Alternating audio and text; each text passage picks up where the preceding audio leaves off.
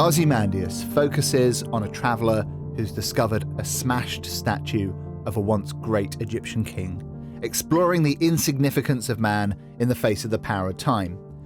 The poem examines some really interesting ideas, but it can be hard to know where to start revising for your GCSE exam. So with that in mind, let's look at 5 key quotations from Percy Bysshe Shelley's Ozymandias. 1. Sneer of cold command. The king Ozymandias was a cruel ruler, and this is shown in the phrase sneer of cold command. It seems that he abused his power as a ruler, as the noun sneer suggests a contemptuous attitude towards his subjects. The alliteration of cold command creates a hard clipped sound, reflecting a brutish and harsh ruler. Percy Bysshe Shelley lived and wrote at the start of the 19th century, when democracy was much more limited than it is today, and abuse of power was common. Shelley was a radical for his time, and this poem could be seen as a criticism of rulers who abuse their authority over their subjects. Even 200 years later, Shelley's message has relevance, as our world still has leaders who openly abuse their power today. 2. Look on my works, ye mighty, and despair. Ozymandias was an incredibly powerful ruler, and he knew it. He clearly valued his power, and this is seen in the imperative verb at the start of the line, look. This verb shows his arrogance and control as he commands the world and the reader to admire his status. The monosyllabic words and the exclamatory sentence give the line hard-hitting power. Interestingly, this is an example of propaganda. Ozymandias controls his people through intimidation and assertions. 3. Nothing beside remains.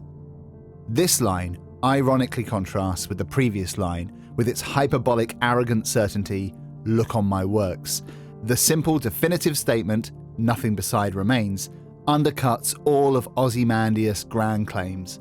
It informs us clearly that we are all mortal, that the power of nature and time will completely erode or wear away our lives and our achievements.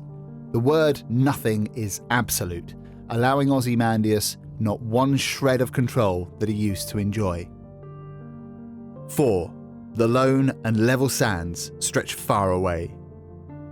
Time has destroyed Ozymandias' statue and legacy, and we're given a potent final image of the vastness and hostility of the desert with the line, the lone and level sands stretch far away. This final line of the sonnet works as a powerful conclusion to illustrate the power of time and nature, which will continue long after Ozymandias' statue has completely disintegrated to nothing. The alliteration highlights the great expanse of the unfriendly desert and makes us realize how inconsequential we are in the scheme of the universe. The adjective level is interesting. The winds have blown the desert sands flat, and this could symbolize the idea that all men are equal in death.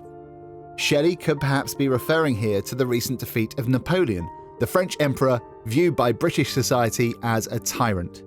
Shelley was highlighting the loss of power of one who was once so mighty. 5. Sculptor.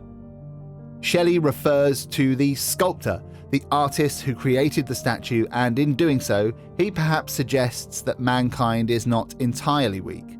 Shelley is also telling us that, though we may die, art does survive. The words at the bottom of the statue are still clear to read. Perhaps Shelley is telling us that the words do have the power to survive generations, even if man does die and memories do fade. And Ozymandias' legacy of a smashed statue, poor as this is, would not even be this without the skill of the sculptor. So the poem does not completely show the dominance of nature and time over man. We can survive through our creativity. Using 5 key short quotations in this way can make your revision much more effective and save you a lot of time. For more tips like this about ways to boost your exam grades, follow the links in the description below.